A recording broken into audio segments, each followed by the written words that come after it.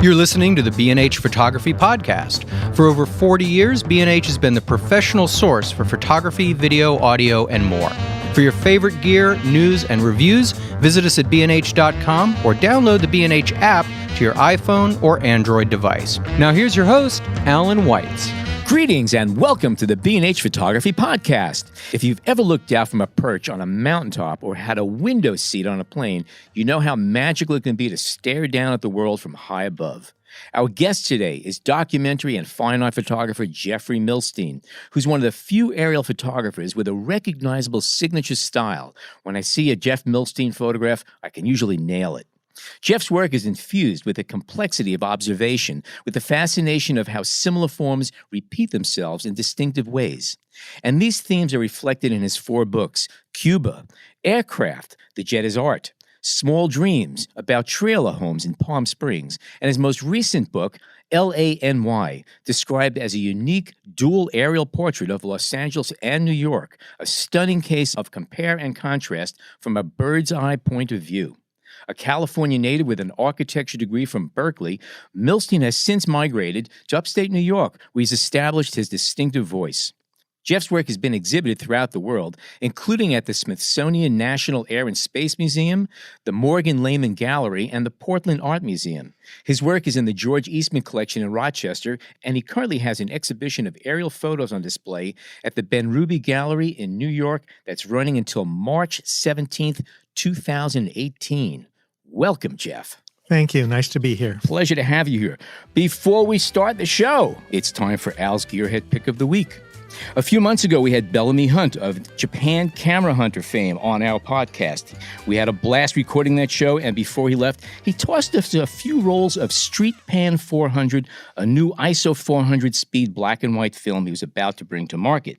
It's really a nice film, and now it's available in 35mm 36 exposure rolls, as well as 120 rolls of film on the B&H website. Street Pan 400 features a fine-grained 2-layer emulsion on a transparent polyester base with anti-scratch and anti-static coatings.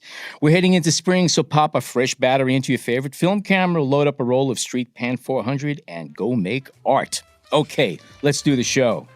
Jeff, welcome again. Okay. Your work seems to have a lot going on in terms of form and pattern, and quite frequently of industrial and human-made environments. How has your interest and background in architecture influenced your approach to photography? Let's preface that. You were an architecture major before you became a photographer. Is that correct? An architect, practicing architect. Okay. Residential or commercial? I did some of each. Okay. And what about photography? How did photography find its way into this? Well, I came into architecture from an art background. So I was always in the arts. I painted, I drew. And I got a camera. Actually, when I graduated junior high school, I got an 8mm movie camera. And the first thing I did was go out to the airport and start filming airplanes. So this aircraft goes back a ways. It goes back a ways. Okay. I was an airplane nut as a kid. I built all the models. I read everything I could. My favorite Sunday morning thing was to go out to the airport, LAX, and get as close to the end of the runway as you could and have the planes come flying right over my head as they were landing. I just loved that. So, yeah, it goes back a long way. How satisfying is it then to, all these years later, you know, the work that you're being most recognized for, to some degree anyway, are these images of airplanes? Airplanes, and also what I was going to say is I started taking flying lessons when I was 15 in Santa Monica at the airport there. I used to go out to the airport in the morning, and they would let me sweep out a hangar. Took about 3 hours, and they would give me an hour flight time in a Cessna 150. That's how I got this podcast gig, you know. Sweep it up. I was just sweeping the lobby a few years ago, and slowly but surely I got up to the 4th floor. There you go. So anyway, it's okay. So one of the things I liked to do early on was I took that 8mm camera and I started filming from the air. And I actually still have some of the 8mm film, and I looked at it not too long ago, and I actually am consistent because I photographed some of the same places back then that I did, 50-something years later. Is it safe to assume that it's not as easy to stay at the end of a runway and hang out right now than it was 50 years ago? You know, you're outside the airport, you're not inside. And I have certain spots that I've found. But I'll tell you, I started shooting a little before 9/11, and I didn't shoot for a year after 9/11. I just thought no one's going to want to really look at an airliner flying overhead. And then I slowly started doing it again, and the cops would converge on me out at the airport. And then after a while, I think they just figured out who I was, and I would tell them and show them pictures of what I was doing. But I know there's a helicopter that always is flying around LAX, and I know they're looking down saying, oh, there's Jeff again. So the photos of airplanes then are in are mostly still from Los Mostly Angeles? from LAX. Okay. Some I've done at air shows, some of the military. Right. Oshkosh has this incredible air show they put on every year, and I've gone there 3 times. And did it take you a while to get to that spot? And I don't mean the physical spot, but the spot where you realized this direct shot underneath was the one you liked? Yes, it did, because I didn't come to that right away. In fact, I started trying, photographing the planes coming across the street and over the industrial areas, and then as they were coming in, but not directly under, and then slowly it morphed into directly under. And directly under on a day which was lightly overcast became the form of the typology, which they all ended up being that kind of I was going to ask you about, we were talking about that because all of if you haven't seen the pictures, the ones we're discussing right now, Jeff takes pictures looking straight up of aircraft going directly over his head. And it takes on a wallpaper pattern if you look like 20 of them side by side. They're interesting individually and as a group. But all the skies are kind of whitish, and I was kind of saying to myself, do you just take pictures at noon in July?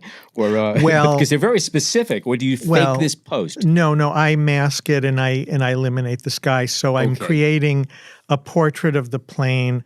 It becomes reductive and a little bit like a work of art in a sense that it's not a pure photograph. The plane is, but the background is dropped away. What's interesting about, especially when you see these printed large, the aircraft themselves are pretty imposing, and the different manufacturers and the different airlines, they have different markings and stuff like that. What I find interesting is the dirt patterns under the wings and the lubricants and all the stuff, the staining. Interesting story. There was a recession in was it around 2008? Yeah. And the airplanes got dirtier. They were not cleaning them as much during that time because I think everybody was having trouble maintaining fuel the prices balance were going sheets. up and everything. And all that. Oh, yeah, interesting. Yeah, I definitely noticed that. And then I won't say which airlines, but there were some planes I could not get a direct shot underneath. They just never lined up with the runway. That's funny. And another question I have regarding, and you maybe answered it to some degree, the post-processing that you're doing on these, are they all taken in that exact same spot, or do you then adjust the way they are within the frame? I'm actually shooting them on the diagonal of the frame to get the biggest picture I can get. Yeah. And then so later on, I'll, of course, straighten it out. You can't fix it if you're not directly under the shot. And sometimes, even if you're directly under the plane, they're constantly dropping a wing and raising a wing to maintain their position. So sometimes I think, oh man, I got this great shot, and right over me drops a wing and I throw it away. Now, there are people who've sort of come in and done things similar to what I've done later, but they never get them perfect. I've noticed that. Like I walk away at the end of the day with a couple of good shots that I'm going to use, and I throw away the rest because I don't use them if they're not perfect. And I shouldn't say this because now other people figure out what I'm doing. And after you've done so many, what other than the alignment, what is it you're looking for? I mean, there's colors, of course, and the different patterns that they have. But. Yeah, I mean, some of the nicest ones were the American Airlines ones when they had them all silver. United has gone to a completely different paint job. I mean, I've got ones that you'll never see again. They're the airlines have all merged. It used to be a number of airlines, and now it's 3, and the paint jobs have gotten pretty bland and similar. But I was looking at a few weeks ago, I was in Los Angeles, looking at all the paint jobs, and they really have gotten awful. yeah, now I should say Southwest still has a series. They have one for each state, or at least a lot of the states. And what they do is they paint it up somehow, like the one for Maryland is based on the Maryland flag. It's very colorful. And they have the one for Nevada has pictures of their state flower on it. And then Alaska has some very cool ones. They have, very bold graphics. They have, yes. well, they've got a Disney one, which is very cool. It's in the book. And they've got, Southwest has an orca. They painted it like an orca. That one's in the book also. Yeah. So I've caught a lot of them, which I've put in the book. I don't have every one, and they change them from time to time. What's the? I mean, for you anyway, other than your love of aircraft, it seems like a lifelong love. What is the artistic thrill? Is it the repetition of the pattern, or is it about the accumulation and inventorying, or what do you? What's the thrill? Well, when they're flying over you and they're very close, then they're big and they thunder over you. You get about a second of them overhead, and they're gone. And I like capturing that moment, and so you could stand there and look at a 50-inch or 60-inch print, and just marvel about all the detail, the rivets and everything. And I mean, people will come in. Sometimes I hang some in my studio, and people come in. They say, what did you do? Were you like, is this a model or, and I have an engineer friend, and he looked at them when he first saw them, and he starts calculating. He says, I don't see how you do this without blurring, Yeah, right. Can you mention that a little bit about the settings you use? Well, I shoot as fast as I can for the light, obviously. Mm-hmm. I try to shoot around 0.002 of a second. When the light starts going down, then, you have to adjust and hope for some that aren't blurry. Mm-hmm. I don't use a tripod. I hand hold. I was going to ask you about that. Yeah. And are you on continuous high speed, or are you just trying to get that one image? Oh, you could only get one. The fastest camera made, you're only going to still get one. It's moving so fast, and even but you're shooting and continue. You're not just waiting, and you're not depending on your one. You get a fraction of a second when it's overhead directly. So that's another thing is like, I have some, and they're slightly forward or slightly back, because I didn't hit this. You have to time it because the shutter has a fraction of a lag, right? Mm-hmm. And the plane is moving fast, so you have to judge the time to hit the shutter slightly before it's going to be where it is. And sometimes you nail it and sometimes you don't. But that for me is part of the whole process. It has to be in a perfect position. Are you laying on your back or standing up? I'm standing up. Okay. And I go back as far as my neck will go. So what camera are you using? Well, let me tell you what I started with, because my favorite camera was the Contax, and Allan remembers. Oh this, the 645, the 645 Contax, and then the first digital back for it was the Kodak back, 16 megapixels, a square picture. It was the Pro back, right? Yeah, and I think, and that was the first one, and I dived in with that and started shooting with that back, and then Phase came out with a 22 megapixel. So I traded. They took it as a trade, and I went to the 22. And the airplane series started really with the 22 megapixel. I still have a number in the portfolio that were from that 22. It was the Contax and the Zeiss 45-90, which is arguably one of the best zoom lens ever made. And so then I kept trading up. I went to the 40 megapixel, the 60 megapixel, the 80 megapixel, and now I have the 100 megapixel. Okay. Wow. And what is the lens? I know you mentioned the zoom, but what do you use normally? Well, now I'm using that for aerials now. I'm not really I haven't been shooting underneath for a while so much. So if I did, I would have to switch lenses. I don't have the zoom lens for it. And to be honest, I don't like it. The corners I didn't think were as sharp as the prime lenses. So, I did also use the Alpha for a while with the phase. And those lenses are superb, but they're not good for shooting airplanes. They're fine for shooting out of the helicopters. What is the difference between shooting down from an aircraft and shooting up at aircraft? What makes it better or worse? You need, well, first of all, you need a fast lens, and you need a shutter that's quick. Okay. Now the Phase 1 IQ, the Phase 1 FX, is it XF camera? Now that has a good shutter. It's fast enough, but I haven't really done it. I haven't gone out to the airport. And the thing is, having a zoom lens is the best if you're in an airport because the planes are all different sizes. And so otherwise you're going to constantly be changing your lens. And then you have to figure out how big is that plane, a ways out. Now I can tell what the makes and models are pretty far out, but you've got to have time to get your lens on, before it's right over you. And they move so fast when they're. And I guess I kind of asked this question prior, but of the series where you're looking up at the jets, is there one favorite spot that you have, physical spot? Yes, there's a spot in L.A. And you return to that same spot? Yeah. All the time. Okay. And actually, there's more than one. They have a south runway and a north runway, and I sometimes do the south and sometimes the north. Yeah. And you're also shooting mostly midday because the light is very uniform. Yeah, but you can't shoot right in the middle of the day because the sun is going to get in your picture. Yeah. So you have to go a little before, a little after, or the winter is fine because the sun's not so high. Right.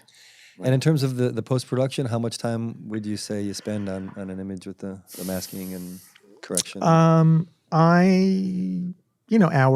Yeah. I could spend quite a bit of time on post-production and both for the aerials and the airplanes. When did you flip? Because I love the aircraft. Yeah. But the pictures that blow me away the most are the cruise ships. Oh yeah. So after I had done, I love it. I love them too. They're amazing. I mean, I had, I'd gotten a nice portfolio of the aircraft together, and everything was humming along. And then, like in any world of production or art, you have to have something next, something to follow. Yeah. And so I started thinking, what would fit in that category? And, the aircraft is an amazing piece of machinery. Well, these cruise ships are these amazing. I think I read an article in the paper about new cruise ships being built and how incredible they were. And I scratched my head and said, I'm going to get a helicopter. I'm going down to Florida and I'm going to start photographing these. So I did that. And that worked out really well. I was able to get the shot I wanted, that I envisioned. And with I was shooting the 80 megapixel at that time, and I was using the incredibly sharp 4x5 lenses on an Alpha. And so that started that. And it fit right in because, it was, again, a portrait of something of amazing immense scale, but machine. It's the complete opposite of the aircraft. The aircraft, you're looking up midday, right? And here you're at midnight looking down over cruise ships in the ocean. Well, not all of them are at night. A lot of them are the last bit of sun. I want that. Okay. I want that beautiful Vermeer light. But it's the lighting, the artificial lighting on the boats. When they look like elongated jukeboxes from the 50s. Yeah. They have an incredible look about them. And it takes a few moments to register what it is, because the scale is totally wrong and everything. Mm-hmm. And you say, oh my God, that's a ship I'm looking at. Right. And just a little bit of the wake coming off, and then it goes off into just a black inkiness. Yeah. It's stunning. Yeah. Phase 1, just I gave them permission to print 4 70-inch ships on metal, and they put them in their corporate offices. Wow. Ooh, nice. Wow. Must be beautiful. If they have any outtakes, I'll take one of them. Fingerprints on the edges and stuff. I'm okay about that. Not picky, right? Not picky at all.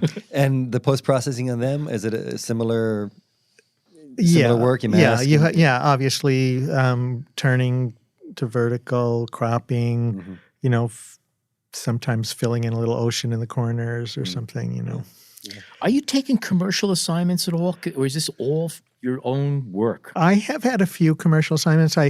Bloomberg flew me out to Gatwick Airport 2 years ago, and I shot that for them. And then the airport saw the pictures, and they wanted to get some of them, and Bloomberg wouldn't release them because the article got pushed up. And so they flew me out again to take them for them. I got to fly. I did a shoot for Esquire some years ago, which started the Black Box series. I went up to shoot a black box from a helicopter crash, terrible crash off of Newfoundland, and I went. They wanted me to photograph the helicopter, but Sikorsky would not fly one for us because the article was a little bit critical of Sikorsky. So I did photograph the black box which came out. The article was called "The End of Mystery." You can still find it online. It's a very interesting story of what happened. And that's a very interesting series, which is on your website, and we encourage people to take a look at it. Yeah. But compared to the other stuff and these kind of grand scaled, whether they're aircraft, cityscapes, or cruise ships, these are a series of straightforward shots of mangled voice recording boxes from crashes. Right. And they, when you see them together, the stories just kind of come pouring out of them, even though you don't know the obvious stories. You can just kind of imagine, and they're pretty powerful. Yeah, especially as a group. Yeah, they're very charged with the history. Yeah, that's interesting. And when was that series done? Oh, that was a while ago.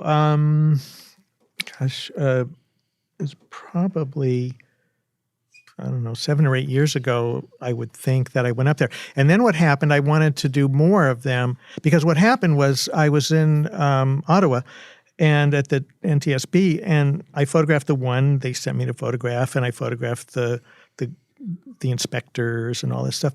And then I saw a shelf with a bunch of other ones, and I said, can I photograph the other ones also? And so they let me do that. And I came back to the U.S. and I was thinking, this is a very interesting portfolio. Let me contact the U.S. NTSB. And they said, you can't photograph here. I was going to ask you that. Yeah. So I kind of given up on getting more of them. And I'm reading the New York Times one day, and there's an article about the inventor of the black box, which is actually an orange box. Yeah, it's true. And turns out it was invented in Australia. So I contacted the Australian Transportation Safety Board, and they said, come on over, Mighty. And my daughter had been asking me, can we visit Australia for some time? I don't know why. But and you kept saying, not until I can deduct it on my taxes. So suddenly I had a reason, and we flew over there and went to Canberra. And they were very nice, photographed boxes, and they showed me all around how they test things, and showed me parts of a helicopter rotor that failed. I think about that now and then. Anyway, so that's how that went ahead. And I guess this process it's a long-term process in order to get the approval, or is it just a matter of showing your work, showing a few connections that you had, and they said okay, or did you? Yeah, I showed them some of the work, and they said okay. Yeah, it was pretty simple, and just the United States was. No-go. Yeah. Interesting.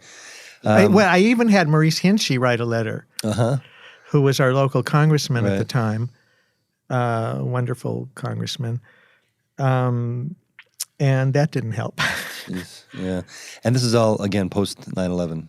Yes, you said that. And I think that also probably was part of it. Although they did tell me that at the U.S., they gave the boxes back to the airlines, so they may not have had that many anyway. Right. And when did or transition us to the aerial stuff then? When did you decide to make cityscapes? I mean, it's not new to you, I'm sure, but when did you? Well, it started about 6 or 7 years ago. I started thinking about shooting from the air again. And I have a friend who had a Cessna 182 up in Kingston, and he loves to fly and has a commercial license. And I asked him if he wanted to fly down, and we fly over the airports in Manhattan, JFK and so forth.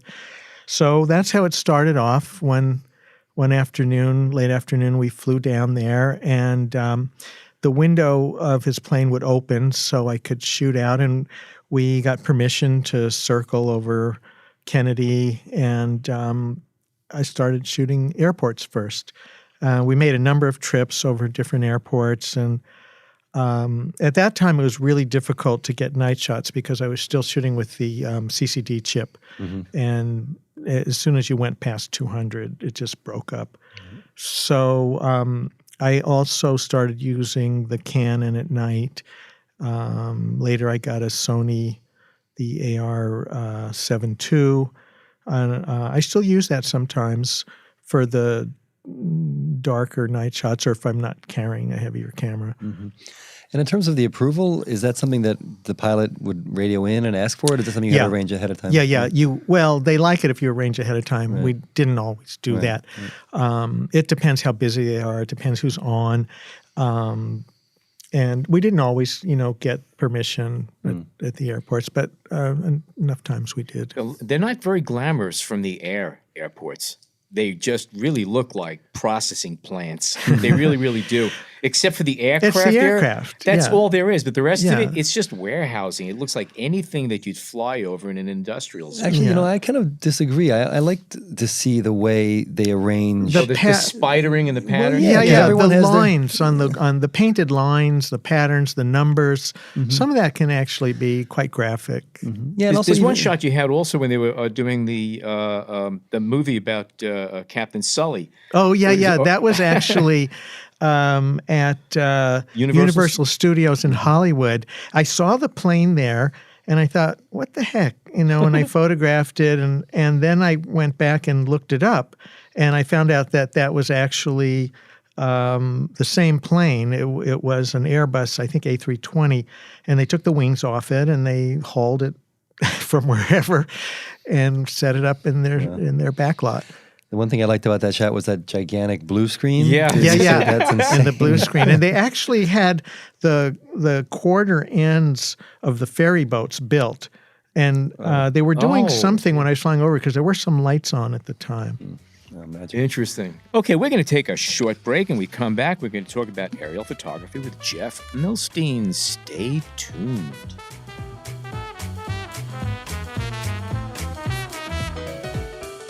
We hope you're enjoying this edition of the B&H Photography Podcast. Send us a tweet at BHPhotoVideo, #BHPhotoPodcast. We are back. First question I have for this section of the podcast. Do you shoot from helicopters as well as fixed-wing aircraft, or is it predominantly fixed-wing? Both. Okay. Preference? Helicopter. Same here. Yeah, I used to do a lot of marine photography, boating, and helicopter. Oh, really? Oh, yeah. A Bell Jet Ranger to me was the best tripod made. You had money. I never hired It wasn't one of my those. money. It was other people's money. Oh, okay. Okay, I don't have $1,500 now for that, but no, it's more now. yeah. Now here's another question. Since helicopters, doors or no doors? No doors. Okay. All right. Harness or no harness? No harness. Ooh. Only time I did have a harness was in England. Shooting at Gatwick. However, I find when you stick yourself out, the wind shakes everything, shakes your camera. I rather get them to do a steep turn. Now, some people get sick. In fact, I've had pilots get sick, but I I like that, and it doesn't bother me. You like getting sick? No, I like the steep turns.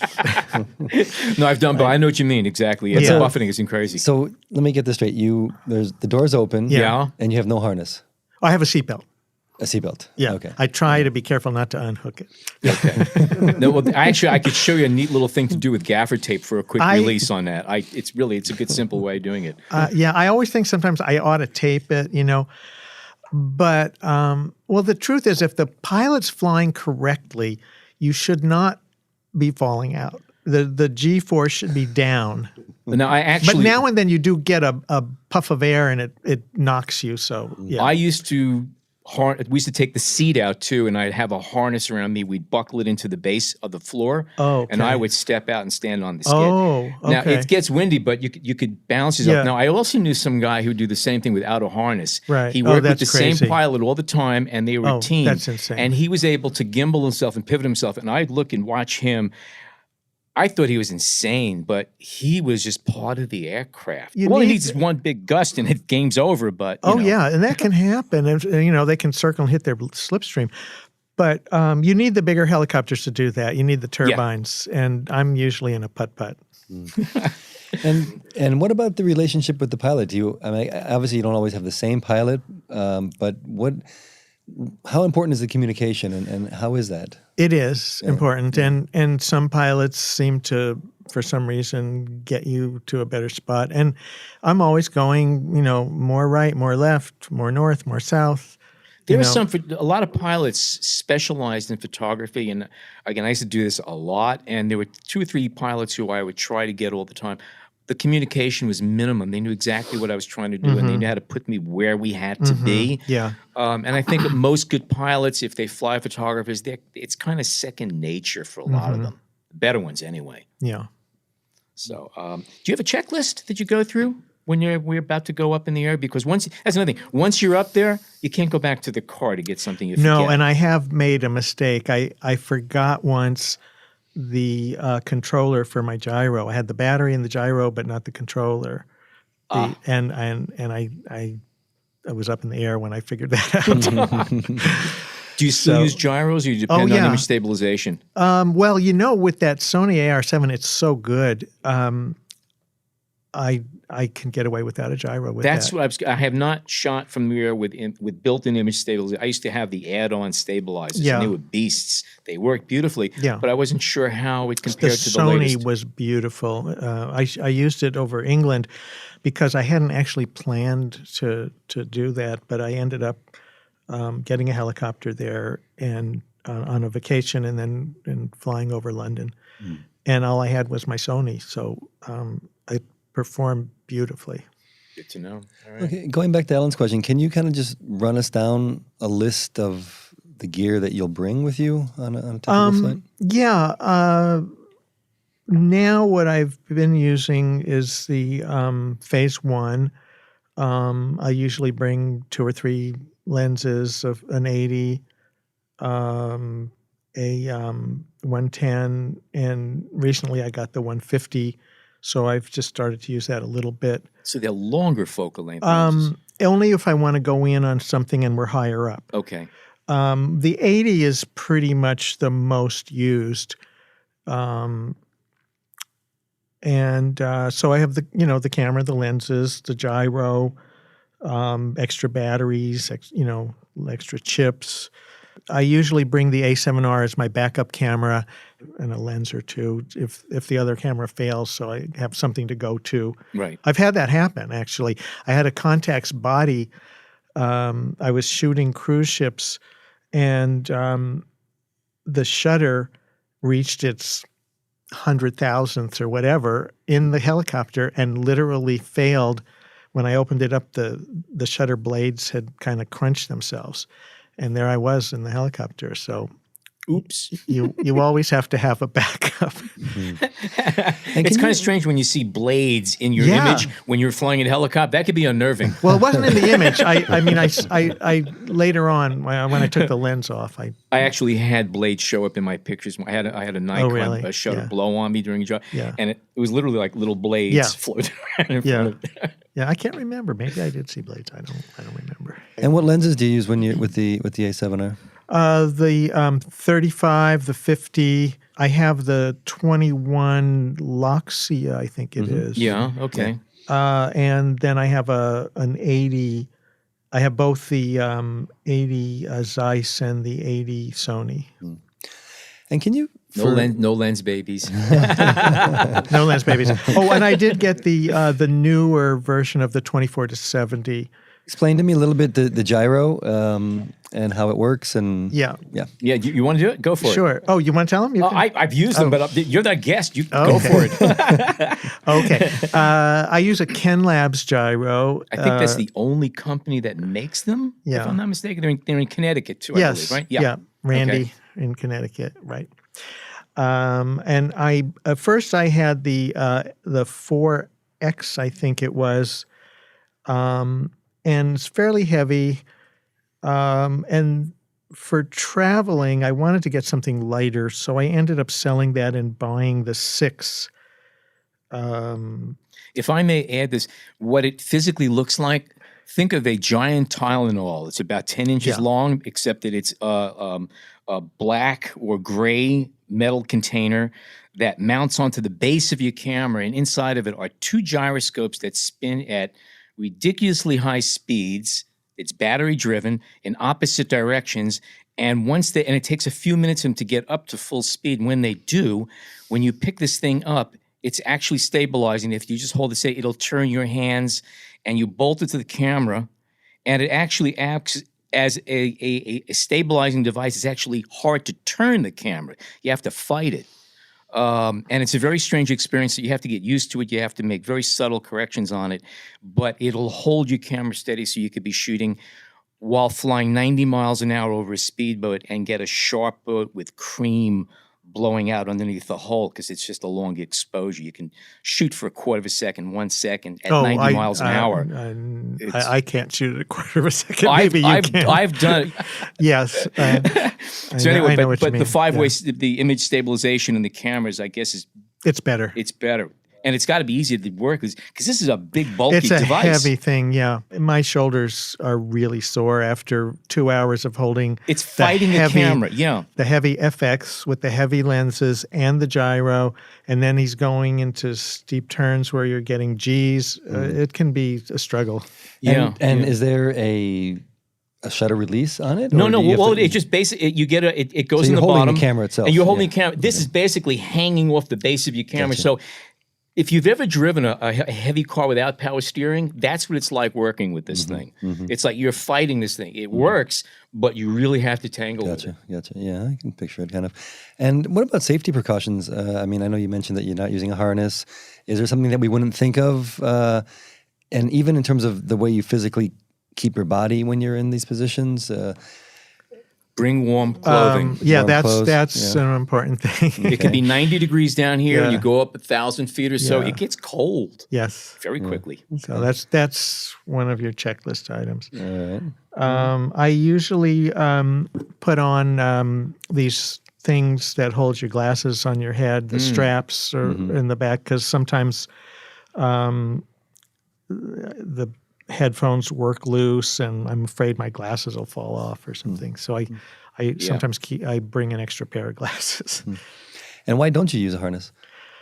The smaller helicopters, there's really not so much of a use if you're not going to be stepping out. Yeah, you don't need them, you know.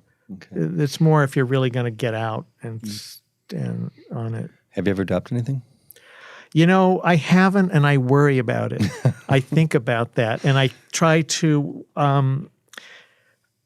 keep everything away from the door and, turn away if I'm changing a lens or something. But, yeah, I do worry about that. Do you work with an assistant? Not in the helicopter, Not in no. the helicopter. Yeah. Okay. Just by you talking about things that go weird in helicopters.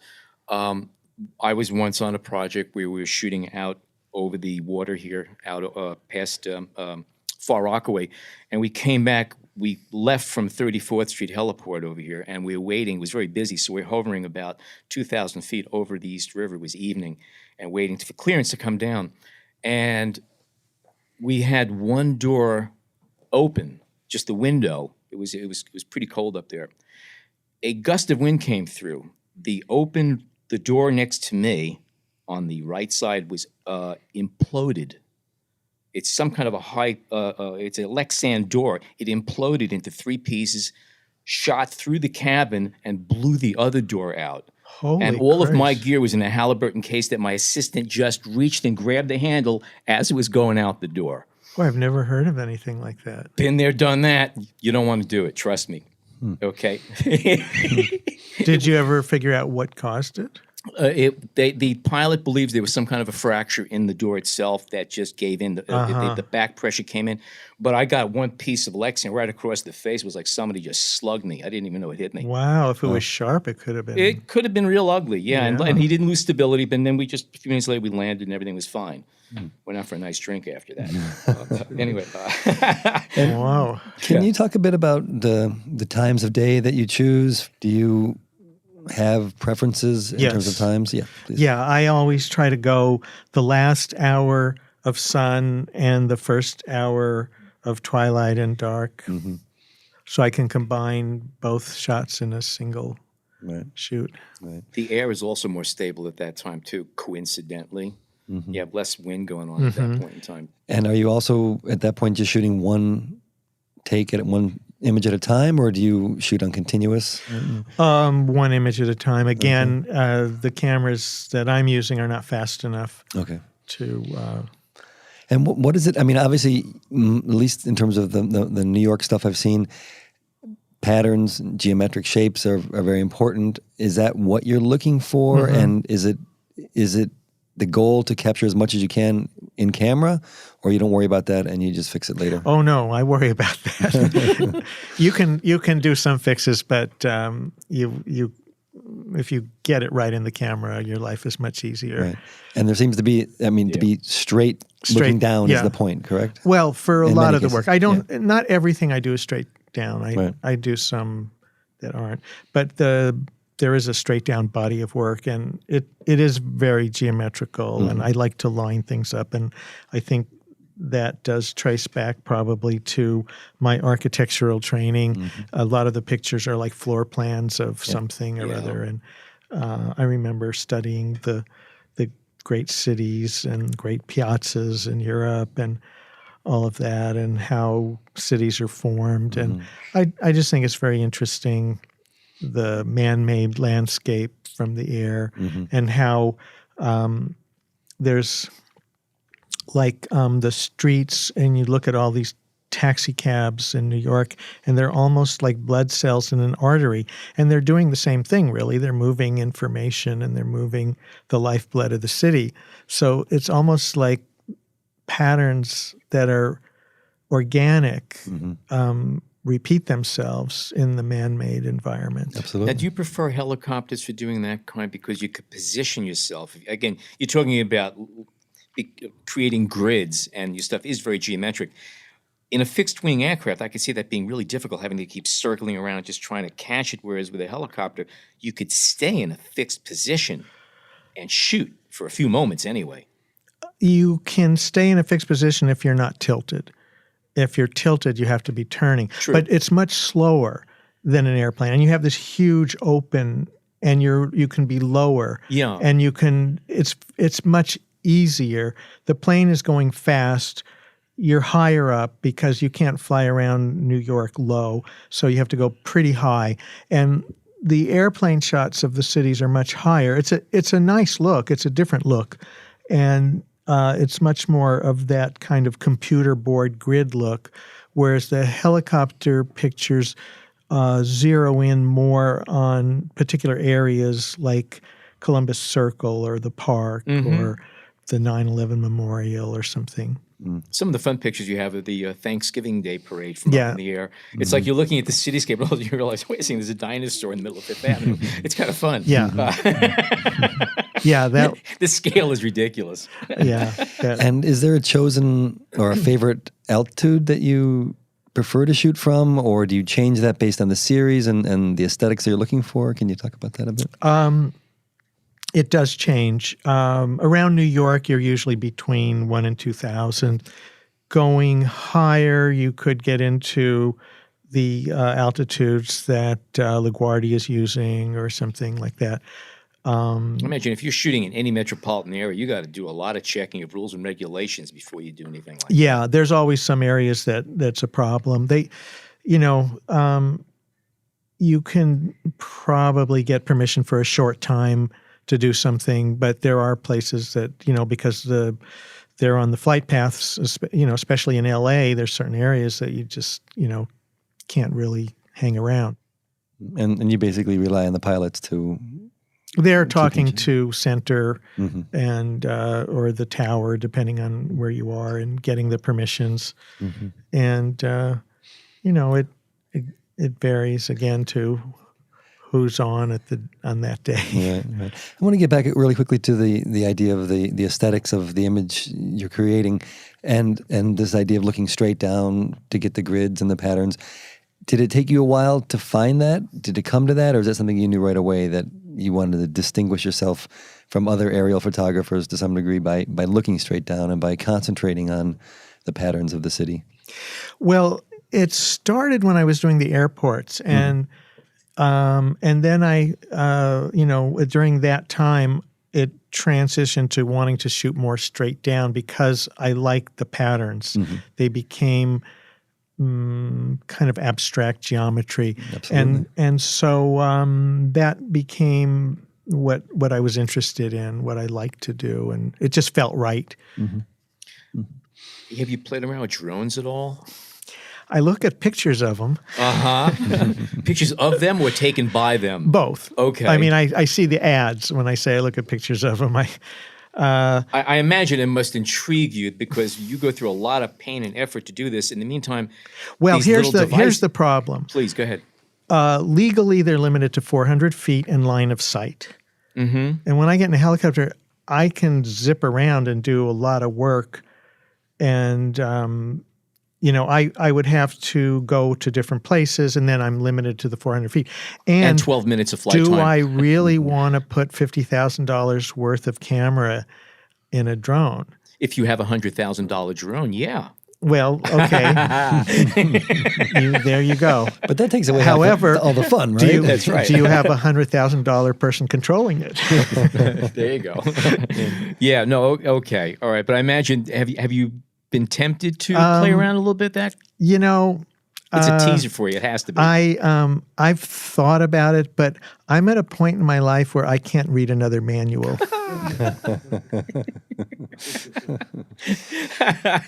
So can I ask, how much does it cost to rent obviously there's differences in prices, but in general, to rent the kind of helicopter you use? Yeah, New York's a little more expensive than LA. And then you can, if you buy more hours, they'll give you a cheaper price. But generally, it's around the lowest you're going to get. It's in the maybe $550 range, and 700 is probably $700-800 for the little bigger ones out of New Jersey.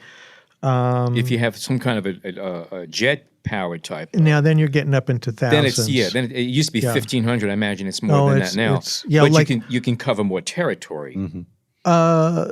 Yeah, but not so much more. I mean, unless you're flying from a faraway place to where you're Right. going, once you're where you are, you don't want to be going fast taking the pictures. You want to be slowed down anyway. As long as you can keep up with your subject.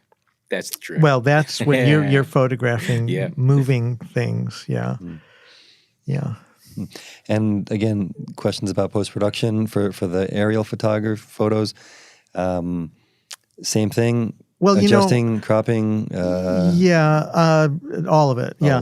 I mean, you're shooting in RAW when you're shooting with these kinds of cameras, so it's a very flat image. So first of all, you're going to be doing a lot of work to bring out the image, and then if it's angled somewhat, I'll crop, rotate it, crop, and try to make it parallel lines a little bit. And what do you work with at home? What is your monitor setup? And I have the Apple Tower, the black tower, and the ISO. Is that how you say it? yeah. Mm-hmm. The ISO monitors, and That's what I use. Those are nice. yeah, and then I've got some Pegasus multi bank backups, and they fill up, and then I've got a whole stack of Lassie Orange Portable drives. portable Yeah. drives. Yeah. And are you always envisioning the final print, when you're doing this Oh work? yeah. That's, I mean, not just the final print, but a large final print. If anybody gets a chance to go down to Ben Ruby and see the show before it closes on the 17th, they'll get to see a number of 70-inch prints. And I like to make big prints that you can stand in front of and really, discover things. What's your biggest printer right now? When we first met, I know it was a 44-inch, and I think you were looking at a 60. I have the 11880, which Okay. is a 64-inch Epson, and it's a great machine. I use it all the time. So I can get a 62 by 84-inch and still have a border on it. Right. But if I'm going to get much bigger than that, I have to go to a light jet or something. And you do all the printing yourself? I do everything that's under that size. Under Yeah. that size, right. Yeah. And what paper? I usually use, I've tested a lot of papers, and honestly, I've come back to the Epson Premium Luster. I haven't found any paper that really looks substantially better. A lot of people come back to that paper. They play around, they come back. I mean, It's a popular- if I want a 64-inch paper because somebody wants a bigger one, I'll use the Epson Exhibition Fiber. Yes. Okay. Yeah. I mean, there's a lot of other good papers out there, but I just, everything's, tuned to that and it works. Yeah, that's it. Have you gotten requests from people, from buyers, to say, hey, give me a shot with my building in it, or, give me a shot with something I'd like, and then I'll buy that? Or is that...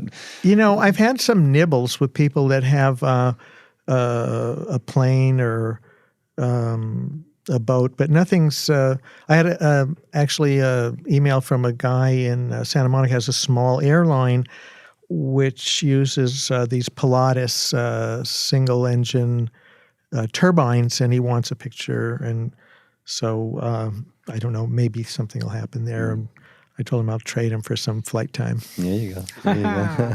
Do you own your own plane? I did up until a couple of years ago, and I sold it because I just wasn't using it enough, and it was a low wing, which really didn't lend itself to okay. photography. So I bought a quarter of a Cessna 182. Okay. Interesting.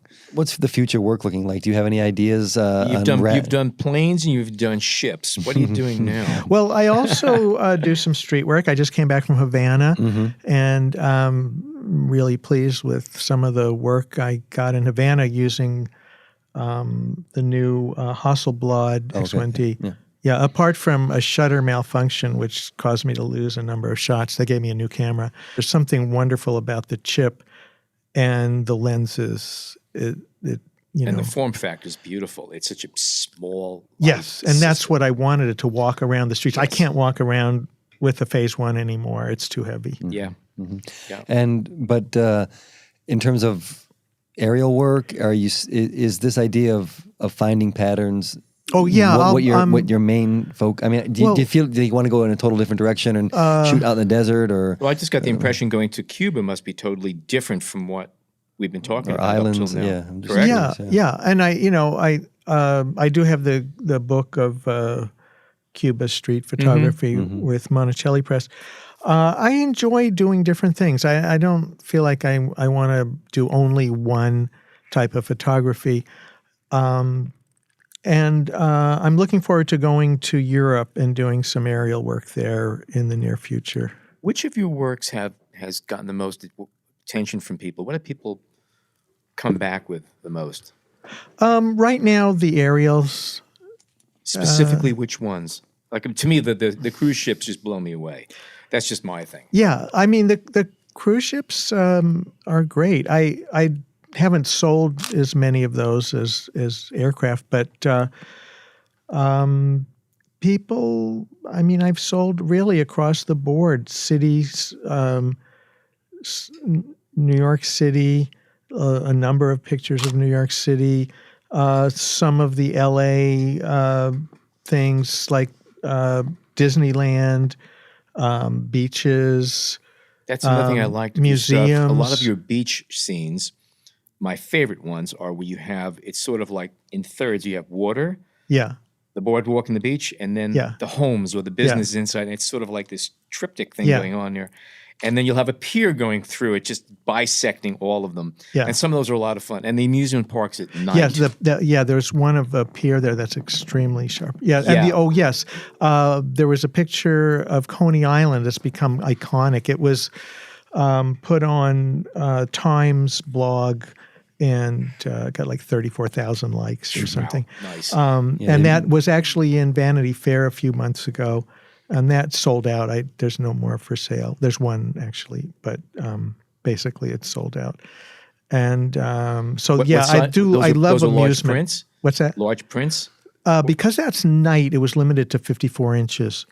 Okay. Limited to 54 inches. Yeah, And you do addition them to a certain number? There's a small edition of 10 and a large edition of 10, and within the large edition, there's a few sizes, but limited to 10 total.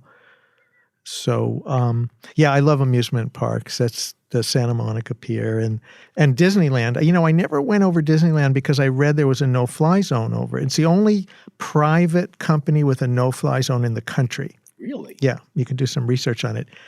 I always knew Mickey was up to no good. Yes, No good. yeah. There's something about that rat that Yeah. bothered me. Yeah, I couldn't yeah. figure what it was. But then I looked at it a little closer and I saw it was only to 3,000 feet.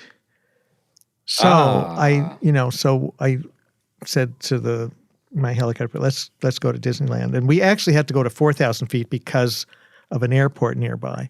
So I had to shoot Disneyland from 4,000 feet, but I got some nice shots. Great. Any advice, anything you might want to throw in as we wrap this up?